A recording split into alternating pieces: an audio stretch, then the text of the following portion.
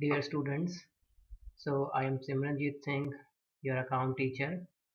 So ਅੱਜ ਦਾ topic ਹੈਗਾ ਆਪਣਾ ਕੈਸ਼ ਬੁੱਕ। ਲਾਸਟ ਟੌਪਿਕ ਦੇ ਵਿੱਚ ਵੀ ਆਪਾਂ ਕੈਸ਼ ਬੁੱਕ ਬਾਰੇ ਗੱਲ ਕੀਤੀ ਸੀ। ਲਾਸਟ ਟੌਪਿਕ ਆਪਾਂ ਸਟਾਰਟ ਕੀਤਾ ਸੀ ਸਬਸਿਡਰੀ ਬੁੱਕਸ ਤੇ ਉਹਦੇ ਵਿੱਚ ਜਿਹੜੀ ਆਪਾਂ ਫਰਸਟ ਬੁੱਕ ਕਰ ਰਹੇ ਹਾਂ ਇਟਸ ਅ ਕੈਸ਼ ਬੁੱਕ।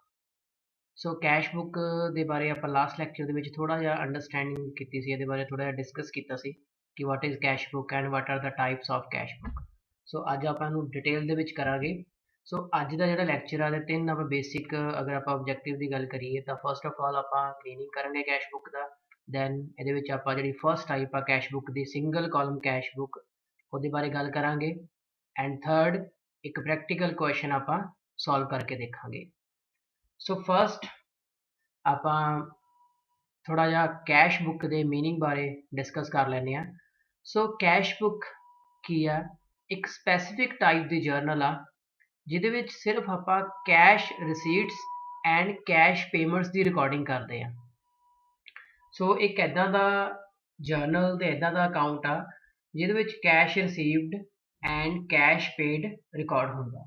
ਸੋ ਇਹ ਜਿਹੜੀ ਬੁੱਕ ਆ ਇਹ ਜਰਨਲ ਦਾ ਕੰਮ ਵੀ ਕਰਦੀ ਆ and as well as ledger ਦਾ ਕੰਮ ਵੀ ਕਰਦੀ ਆ।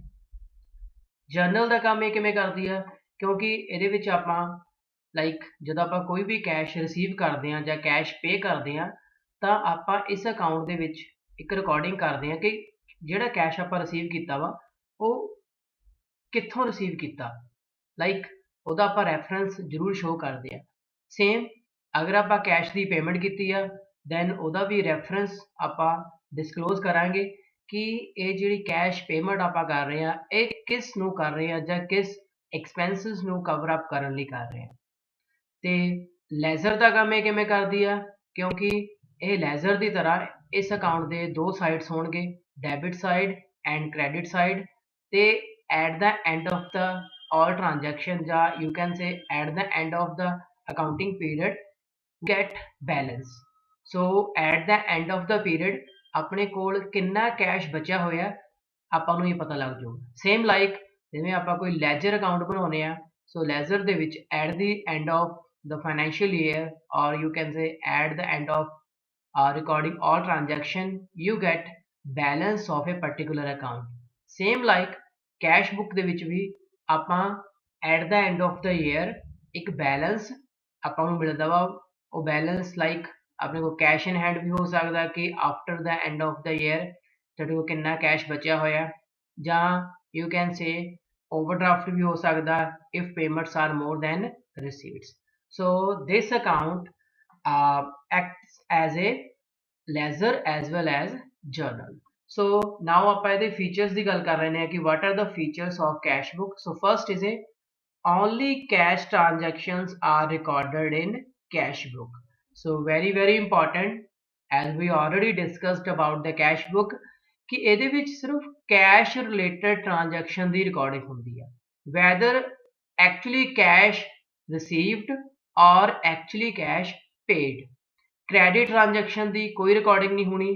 If for example you have purchased some amount of goods on credit but ਇਹਦੇ ਵਿੱਚ ਆਪਾਂ recording ਨਹੀਂ ਕਰਾਂਗੇ because actually ਆਪਣਾ cash pay ਨਹੀਂ ਕੀਤਾ, ਆਪਾਂ credit ਤੇ goods ਨੂੰ purchase ਕੀਤਾ ਵਾ। ਸੋ ਇਸ transaction ਦੀ recording ਇਸ cash book ਦੇ ਵਿੱਚ ਨਹੀਂ ਹੋਊਗੀ। ਸੋ cash book ਦੇ ਵਿੱਚ ਆਪਾਂ ਸਿਰਫ cash related transaction ਨੂੰ ਹੀ ਇਹਦੀ recording ਕਰਦੇ ਹਾਂ। Second, it performs the function of both journal and the ledger at the same time. ਹੁਣੇ ਆਪਾਂ ਇਸ ਚੀਜ਼ ਬਾਰੇ ਡਿਸਕਸ਼ਨ ਕੀਤੀ ਆ ਕਿ ਇਹ ਜਰਨਲ ਦੇ ਪੁਆਇੰਟ ਆਫ ਵਿਊ ਤੋਂ ਐਂਡ ਲੈਜ਼ਰ ਦੇ ਪੁਆਇੰਟ ਆਫ ਵਿਊ ਤੋਂ ਕਿਵੇਂ ਇਹ ਜਿਹੜਾ ਅਕਾਊਂਟ ਆ ਸੇਮ ਟਾਈਮ ਤੇ ਸੇਮ ਦੋਨਾਂ ਦੇ ਫੰਕਸ਼ਨ ਕਿਵੇਂ ਪਰਫਾਰਮ ਕਰਦਾ। ਸੋ ਜਰਨਲ ਦੇ ਪੁਆਇੰਟ ਆਫ ਵਿਊ ਤੋਂ ਫੰਕਸ਼ਨ ਪਰਫਾਰਮ ਕਰਦਾ ਕਿ ਆਪਾਂ ਨੂੰ ਰੈਫਰੈਂਸ ਪਤਾ ਲੱਗ ਜਾਂਦੇ ਆ। ਜਿਵੇਂ ਆਪਾਂ ਫੋਰ ਐਗਜ਼ਾਮਪਲ ਕੋਈ ਚੀਜ਼ ਡੈਬਿਟ ਕਰਦੇ ਆ ਤਾਂ ਸੇਮ ਅਮਾਊਂਟ ਨਾਲ ਕੋਈ ਚੀਜ਼ ਨੂੰ ਕ੍ਰੈਡਿਟ ਵੀ ਕੀਤਾ ਜਾਂਦਾ। ਸੋ ਆਪਾਂ ਨੂੰ ਪਤਾ ਹੁੰਦਾ ਕਿ ਇਹ ਜਿਹੜੀ ਆਪਾਂ ਟ੍ਰਾਂਜੈਕਸ਼ਨ ਕੀਤੀ ਹੈ ਇਹਦਾ ਰੈਫਰੈਂਸ ਕੀ ਆ। ਸੋ ਜਰਨਲ ਦੇ ਪੁਆਇੰਟ ਆਫ ਵਿਊ ਤੋਂ ਆਪਾਂ ਰੈਫਰੈਂਸ ਰਿਕਾਰਡ ਕਰਦੇ ਹਾਂ। ਅਗਰ ਰਿਸੀਵਿੰਗ ਕੀਤੀ ਹੈ ਦੈਨ ਰੈਫਰੈਂਸ ਹੋਊਗਾ, ਅਗਰ ਪੇਮੈਂਟ ਕੀਤੀ ਹੈ ਦੈਨ ਰੈਫਰੈਂਸ ਹੋਊਗਾ। ਐਂਡ ਲੈਜ਼ਰ ਦੇ ਪੁਆਇੰਟ ਆਫ ਵਿਊ ਤੋਂ ਆਪਾਂ ਨੂੰ ਇੱਕ ਪਾਰਟਿਕੂਲਰ ਕੈਸ਼ ਬੁੱਕ ਦਾ ਬੈਲੈਂਸ ਆਪਾਂ ਨੂੰ ਜ਼ਰੂਰ ਪਤਾ ਲੱਗ ਜਾਂਦਾ ਕਿ total at the end of the year ਆਪਣੇ ਕੋਲ ਕਿੰਨਾ ਬੈਲੈਂਸ ਬਚਿਆ ਹੋਇਆ ਵਾ। So third is a all cash receipts are recorded on the debit side and all cash payments are recorded on the credit side.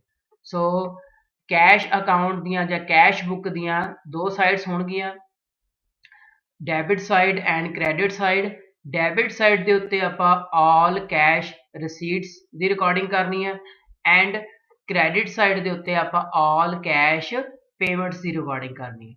So debit record all cash receipts and credit records all cash payments.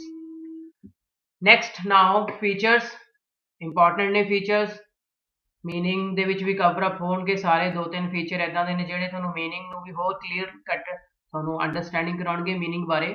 So first feature is a journal as well as ledger. two time ਆਪਾਂ discuss ਕਰ ਚੁੱਕੇ ਹਾਂ, so ਇਹਨੂੰ ਮੈਂ ਨਹੀਂ discuss ਕਰਾਂਗਾ ਹੁਣ. Substitution of cash account, so very important. So ਜਦ ਆਪਾਂ cash book ਨੂੰ maintain ਕਰਦੇ ਹਾਂ, cash book ਦੇ ਵਿੱਚ all cash receipts and all cash payments ਦੀਆਂ entries ਪਾਉਣੇ ਆ, then we don't need to maintain cash account. So cash account ਨੂੰ maintain ਕਰਨ ਦੀ ਲੋੜ ਨਹੀਂ ਪੈਂਦੀ, ਇਹਦਾ feature ਆ ਕਿ if you are preparing cash book then you don't need to prepare cash account because your cash book acts like a ledger as well as journal. So ਇੱਕ cash account ਦਾ ਕੰਮ ਵੀ ਕਰ ਰਿਹਾ ਵਾ. cash account ਦੇ ਵਿੱਚ ਵੀ ਆਪਾਂ ਨੂੰ total ਪਤਾ ਲੱਗਦਾ ਹੈ ਕਿ cash ਕਿੱਥੇ ਕਿੱਥੇ ਆਪਾਂ receive ਕੀਤਾ, ਕਿੱਥੋਂ ਕਿੱਥੋਂ receive ਕੀਤਾ ਤੇ ਕਿੱਥੇ ਕਿੱਥੇ cash ਦੀ payment ਹੋਈ ਹੈ. same cash book ਤੋਂ ਵੀ ਆਪਾਂ ਨੂੰ ਇਹ ਚੀਜ਼ ਪਤਾ ਲੱਗਦੀ ਆ. ਸੋ ਇਹ cash account ਦਾ ਇੱਕ substitute ਆ. next dual entry. so dual entry ਦੇ according ਇਹਦੇ ਵਿੱਚ ਜਿਹੜੀਆਂ transaction record ਹੋਣਗੀਆਂ, ਜਿਵੇਂ ਕੋਈ ਆਪਾਂ ਡਬਲ ਐਂਟਰੀ ਸਿਸਟਮ ਦੀ ਗੱਲ ਕਰਦੇ ਹਾਂ ਕਿ ਅਗਰ ਕੈਸ਼ ਰਿਸੀਵ ਹੋਇਆ ਵਾ ਦੈਨ ਉਹਦਾ ਰੈਫਰੈਂਸ ਲਿਖਾਂਗੇ, ਅਗਰ ਕੈਸ਼ ਪੇ ਹੋਇਆ ਦੈਨ ਉਹਦਾ ਰੈਫਰੈਂਸ ਲਿਖਾਂਗੇ, then actually double entry system ਦੇ ਅਕੋਰਡਿੰਗ ਇਹਨਾਂ ਦੀ ਐਂਟਰੀ ਹੁੰਦੀ ਹੈ. ਟੂ ਵਰਟੀਕਲ ਸਾਈਡਸ, ਦੋ ਸਾਈਡਸ ਨੇ, ਇੱਕ ਡੈਬਿਟ ਸਾਈਡ ਆ ਤੇ ਇੱਕ ਕ੍ਰੈਡਿਟ ਸਾਈਡ ਆ. ਡੈਬਿਟ ਸਾਈਡ ਤੇ all cash receipts and credit side ਤੇ ਆਲ ਕੈਸ਼ ਪੇਮੈਂਟਸ ਦੀਆਂ ਜਿਹੜੀਆਂ ਟ੍ਰਾਂਜੈਕਸ਼ਨ ਨੇ ਉਹ ਰਿਕਾਰਡ ਹੋਣਗੀਆਂ. Always have a debit balance. so most of time cash book ਦਾ balance debit ਹੋਊਗਾ. so debit ਦਾ ਮਤਲਬ ਕੀ ਹੈ ਕਿ you have a cash in hand, ਤੁਹਾਡੇ ਕੋਲ cash already ਤੁਹਾਡੇ hand ਦੇ ਵਿੱਚ ਆ, ਤੁਹਾਡਾ balance positive ਆ, ਤੁਹਾਡੇ ਕੋਲ cash ਹੈਗਾ ਵਾ. so most of time ਇਹਦਾ ਜਿਹੜਾ balance ਆ ਉਹ debit balance ਹੋਏਗਾ. date wise entries, yes ਇਹ ਵੀ important ਆ ਕਿ ਇਸ book ਦੇ ਵਿੱਚ ਆਪਾਂ entries ਨੂੰ date wise record ਕਰਦੇ ਆ, same like ledger and general ਦੇ ਵਿੱਚ ਜਿਵੇਂ ਡੇਟ ਵਾਈਜ਼ ਐਂਟਰੀ ਦੀ ਰਿਕਾਰਡਿੰਗ ਹੁੰਦੀ ਆ, ਸੇਮ ਜਿਹੜੀਆਂ ਐਂਟਰੀਜ਼ ਫਸਟ ਡੇਟ ਤੇ ਹੈਪਨ ਹੋਈਆਂ ਨੇ ਉਹਨਾਂ ਦੀ ਐਂਟਰੀ ਪਹਿਲਾਂ ਹੋਊਗੀ, ਜਿਹੜੀਆਂ ਐਂਟਰੀਜ਼ ਜਿਹੜੀਆਂ ਟ੍ਰਾਂਜੈਕਸ਼ਨ ਸੈਕਿੰਡ ਉਸ ਤੋਂ ਬਾਅਦ ਉਹਨਾਂ ਦੀ ਲਾਈਕ ਅੰਕਰਿੰਗ ਹੋਈ ਆ ਜਾਂ ਉਹਨਾਂ ਨੂੰ ਆਪਾਂ ਅੰਡਰਟੇਕ ਕੀਤਾ ਵਾ ਉਹਦੀ ਆਪਾਂ ਜਿਹੜੀ ਐਂਟਰੀ ਆ ਉਹ ਬਾਅਦ ਚ ਪਾਵਾਂਗੇ. ਵੈਰੀਫਾਈਬਲ ਦਾ ਮਤਲਬ ਆ ਕਿ ਲਾਈਕ ਇਹਨੂੰ ਆਪਾਂ ਵੈਰੀਫਾਈ ਕਰ ਸਕਦੇ ਹਾਂ ਕਿ at the end of the year ਜਿੰਨਾ ਕੈਸ਼ ਸਾਡੇ ਕੋਲ ਬੈਲੈਂਸ ਬਚਿਆ ਹੋਇਆ ਉਹਦੀ ਵੈਰੀਫਿਕੇਸ਼ਨ ਹੋ ਸਕਦੀ ਆ, ਉਹਦੀ ਕ੍ਰਾਸ ਚੈਕਿੰਗ ਹੋ ਸਕਦੀ ਹੈ ਕਿ ਯੈਸ ਐਕਚੁਅਲ ਦੇ ਵਿੱਚ ਇੰਨਾ ਹੀ ਕੈਸ਼ ਤੁਹਾਡੇ ਹੈਂਡ ਦੇ ਵਿੱਚ. Now next types of cash books. so there are two types, journal cash book and petty cash book. so in journal cash book first we have a single column cash book, then double column cash book, and third is a triple column cash book, and second type is a petty cash book. so one by one ਆਪਾਂ ਸਾਰਿਆਂ ਦੀ detail ਦੇ ਵਿੱਚ ਇਹਦੀ understanding ਕਰਨੀ ਆ. ਹਰੇਕ type ਦੀ book ਦਾ meaning ਕੀ ਆ, ਇਹਦੇ ਫੀਚਰਸ ਕੀ ਨੇ ਤੇ ਇਹਨਾਂ ਦੇ ਵਿੱਚ ਇਹਦਾ ਪਰਫਾਰਮਾ ਕੀ ਆ ਤੇ ਇਹਨਾਂ ਨੂੰ ਕਿਵੇਂ ਪ੍ਰਿਪੇਅਰ ਕੀਤਾ ਜਾਂਦਾ, ਇਹ ਸਾਰੇ ਆਪਾਂ ਹੁਣ ਡਿਟੇਲ 'ਚ ਫਰਦਰ ਲੈਕਚਰਸ ਦੇ ਵਿੱਚ ਆਪਾਂ ਡਿਸਕਸ਼ਨ ਕਰਾਂਗੇ ਇਹਨਾਂ ਦੀ. So first now today we are going to discuss about the single column cash book. so what is single column cash book? so single column cash book the first ਜਿਹੜਾ meaning ਤੁਸੀਂ understand ਕਰ ਸਕਦੇ ਹੋ ਕਿ single column cash book ਦੇ ਵਿੱਚ ਸਿਰਫ cash transaction ਦੀ ਹੀ recording ਹੁੰਦੀ ਆ. ਠੀਕ ਆ, ਸੋ ਕੈਸ਼ ਟ੍ਰਾਂਜੈਕਸ਼ਨ ਮਤਲਬ ਕਿ ਇਹਦੇ ਵਿੱਚ ਸਿਰਫ ਇੱਕ ਹੀ ਕਾਲਮ ਹੋਊਗਾ, ਕੈਸ਼ ਕਾਲਮ, ਡਿਸਕਾਊਂਟ ਕਾਲਮ ਨਹੀਂ ਹੋਊਗਾ, ਨਾ ਹੀ ਬੈਂਕ ਕਾਲਮ ਹੋਊਗਾ, ਸਿਰਫ ਐਂਡ ਸਿਰਫ ਕੈਸ਼ ਕਾਲਮ ਹੋਊਗਾ. ਓਕੇ, ਸੋ ਡੈਬਿਟ ਸਾਈਡ ਜਿਹਨੂੰ ਆਪਾਂ ਲੈਫਟ ਸਾਈਡ ਕਹਿੰਦੇ ਆ ਉਹਦੇ ਵਿੱਚ ਆਲ ਕੈਸ਼ ਰਿਸੀਟਸ ਦੀ ਰਿਕਾਰਡਿੰਗ ਹੋਊਗੀ, and credit side that means right hand side ਉਹਦੇ ਵਿੱਚ ਆਲ ਕੈਸ਼ ਪੇਮੈਂਟਸ ਦੀ ਰਿਕਾਰਡਿੰਗ ਹੋਊਗੀ. So as you can see on this slide the performa or format of a single column cash book or simple cash book. So the performa देखो, debit credit excuse me, so debit credit दो sides ने, start with date debit side, then particulars, voucher number, ledger folio, amount, then date, particulars, voucher number, ledger folio and amount. So A the column ਆ, A format ਆ sorry, ਇੱਕ ਹੀ column ਆ, ਸਿਰਫ ਜਿਹੜਾ amount ਦਾ column ਆ ਇਹਦੇ ਵਿੱਚ ਸਿਰਫ actually cash receipt ਇੱਧਰਲੀ side and actually cash paid ਇੱਧਰਲੀ side the recording ਹੁੰਦੀ ਆ। voucher number ਦਾ ਮਤਲਬ ਹੁੰਦਾ ਹੈ ਕਿ like bill number, ਜਿਹੜਾ ਤੁਸੀਂ ਕੈਸ਼ ਅਗਰ ਰਿਸੀਵ ਕਰ ਰਹੇ ਹੋ ਉਸ ਦੇ ਅਗੇਂਸਟ ਉਹ ਕਿਵੇਂ ਰਿਸੀਵ ਹੋਇਆ, ਉਹ ਕਿਸ ਬਿੱਲ ਨੰਬਰ ਦੇ ਅਗੇਂਸਟ ਰਿਸੀਵ ਹੋ ਰਿਹਾ ਉਹਦਾ ਨੰਬਰ ਇੱਥੇ ਪਊਗਾ। ਦੈਨ ਜਿਸ ਟ੍ਰਾਂਜੈਕਸ਼ਨ ਤੋਂ ਆਪਾਂ ਨੂੰ ਕੈਸ਼ ਰਿਸੀਵ ਹੋ ਰਿਹਾ ਵਾ ਉਹ ਟ੍ਰਾਂਜੈਕਸ਼ਨ ਦਾ ਲੈਜਰ ਕਿੰਨੇ ਨੰਬਰ ਤੇ ਆ, ਉਹ ਲੈਜਰ ਫੋਲੀਓ ਦਾ ਨੰਬਰ ਇੱਥੇ ਆਪਾਂ ਮੈਂਸ਼ਨ ਕਰਾਂਗੇ। ਪ੍ਰੈਕਟੀਕਲੀ ਮੈਂਸ਼ਨ ਹੁੰਦਾ, ਆਪਾਂ ਕੁਐਸਚਨ ਟਾਈਮ ਨਹੀਂ ਮੈਂਸ਼ਨ ਕਰਨਾ। ਜਦ ਪ੍ਰੈਕਟੀਕਲ ਕੰਪਨੀ ਸਾਨੂੰ ਮੇਨਟੇਨ ਕਰਦੀਆਂ ਨੇ ਕੈਸ਼ ਬੁੱਕ ਨੂੰ, ਦੈਨ ਉਹ ਇਹਨਾਂ ਦੀ ਰਿਕਾਰਡਿੰਗ ਕਰਦੀਆਂ ਨੇ। ਦੈਨ ਅਮਾਊਂਟ ਦਾ ਕਾਲਮ, ਆਪਾਂ ਸਿੰਗਲ ਕਾਲਮ ਕੈਸ਼ ਬੁੱਕ ਦੀ ਗੱਲ ਕਰ ਰਹੇ ਹਾਂ, ਸੋ ਇੱਕ ਹੀ ਕਾਲਮ ਆ ਕੈਸ਼ ਐਕਚੁਅਲੀ ਰਿਸੀਵ ਅਗਰ ਜਿੰਨਾ ਹੋਗਾ ਸੋ ਇੱਧਰਲੀ ਸਾਈਡ ਉੱਤੇ ਰਿਕਾਰਡਿੰਗ। ਸੇਮ ਕ੍ਰੈਡਿਟ ਸਾਈਡ ਦੇ ਉੱਤੇ ਡੇਟ, ਪਾਰਟਿਕੂਲਰਸ, ਕਿਸ ਰੈਫਰੈਂਸ ਦੇ ਅਕੋਰਡਿੰਗ ਕੈਸ਼ ਪੇ ਹੋ ਰਿਹਾ, ਦੈਨ ਸੇਮ ਵਾਊਚਰ ਨੰਬਰ ਕਿੰਨਾ ਵਾ, ਦੈਨ ਲੈਜਰ ਫੋਲੀਓ ਨੰਬਰ ਕਿੰਨਾ ਉਸ ਰੈਫਰੈਂਸ ਦਾ, ਐਂਡ ਅਮਾਊਂਟ ਆਪਾਂ ਐਕਚੁਅਲੀ ਕਿੰਨੀ ਪੇ ਕਰ ਰਹੇ। So this is the very simple format of single column cash book. Only one main column is that is called cash column. Next, now we are going to like discuss, or you can say understand the one practical question of single column cash book. So first of all ਆਪਾਂ one by one ਸਾਰੀਆਂ transaction ਹੋਣ ਇੱਕ single column cash book ਦੇ ਵਿੱਚ record ਕਰਾਂਗੇ। So enter the following transaction in the cash book of Mr. Nikhil. So ਇਹ transaction ਆਪਾਂ ਨੂੰ given ਨੇ March 1st ਤੋਂ ਲੈ ਕੇ March 31st ਤੱਕ ਆਪਾਂ ਨੂੰ transaction given ਨੇ, actually cash received and paid ਦੀਆਂ transactions ਨੇ ਇਹ। ਸੋ ਆਪਾਂ one by one ਇਹਨਾਂ ਦੀ ਹੁਣ ਆਪਾਂ recording ਕਰਦੇ ਹਾਂ ਕਿ cash book ਦੇ ਵਿੱਚ ਇਹਦੀ ਕਿਵੇਂ recording ਹੋਊਗੀ। So first transaction is on March 1st, Mr. Nikhil commenced business with cash 6500. Mr. Nikhil ਨੇ ਆਪਣਾ ਬਿਜ਼ਨਸ ਸਟਾਰਟ ਕੀਤਾ ਕੈਸ਼ ਦੇ ਨਾਲ 6500 ਦੇ ਨਾਲ।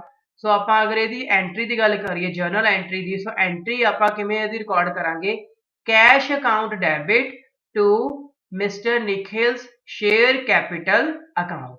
ਆਪਾਂ ਇਹਦੀ ਰਿਕਾਰਡਿੰਗ ਜਰਨਲ ਦੇ ਵਿੱਚ ਐਵੇਂ ਕਰਨੀ ਸੀ, cash account debit to mister Nikhil's capital account. So now ਦੇਖੋ ਹੁਣ ਕੈਸ਼ ਆਪਾਂ ਨੂੰ ਰਿਸੀਵ ਹੋਇਆ ਵਾ, ਆਪਾਂ ਕੈਸ਼ ਬੁੱਕ ਦੇ ਵਿੱਚ ਇਹਦੀ ਕਿਵੇਂ ਐਂਟਰੀ ਰਿਕਾਰਡ ਕਰ ਰਹੇ ਹਾਂ। ਨਾਓ ਨੈਕਸਟ ਸਲਾਈਡ ਦੇ ਵਿੱਚ ਦੇਖੋ, on 1st March debit side because all cash received on debit side, March 1st particular to capital account, क्योंकि cash account debit to Mr. Nikhil's capital account ਆਉਣਾ ਸੀਗਾ। so same like ਉਹਨਾਂ ਨੇ capital account ਪਾਤਾ, not an issue। amount ਕਿੰਨੀ ਹੈ 6500 ਦੀ। so ਇਹ ਵਾਲੀ transaction ਉਹਨਾਂ ਨੇ ਆਪਾਂ ਨੂੰ ਕਰਕੇ ਦਿਖਾਤੀ ਕਿ transaction ਹੋਈ ਆ cash account debit to capital account 6500. Next, on March 3rd, bought goods for cash 685. ਆਪਾਂ goods purchase ਕੀਤੀਆਂ, ਕੋਈ goods ਦੀ ਆਪਾਂ purchasing ਕੀਤੀ ਹੈ cash ਦੇ ਨਾਲ, cash purchasing ਕੀਤੀ ਆਪਾਂ 685 ਦੇ ਨਾਲ। so cash actually ਆਪਾਂ pay ਕੀਤਾ, so ਇਹਦੀ journal entry ਕੀ ਹੋਊਗੀ, purchased goods purchase account debit to cash, cash अपना actually pay होया, so goods purchase account debit to cash। so यदि आप एंट्री देख लेने हैं, so buy वाली साइड जाओगी because actually cash payment होया, so March 3rd buy purchases account 685। so same like third entry paid to Mohan 95, transaction journal entry की पैनी सी Mohan's account debit to या Mohan's debit to cash 95। so to cash pay ਹੋਇਆ, so ਇਹ credit side ਜਾਊਗਾ cash book ਦੇ ਵਿੱਚ, so to Mohan's account sorry by Mohan's account 95। next, March 6th deposits with deposits in the bank 4000। ਆਪਾਂ bank ਦੇ ਵਿੱਚ deposit ਕਰਵਾਇਆ cash.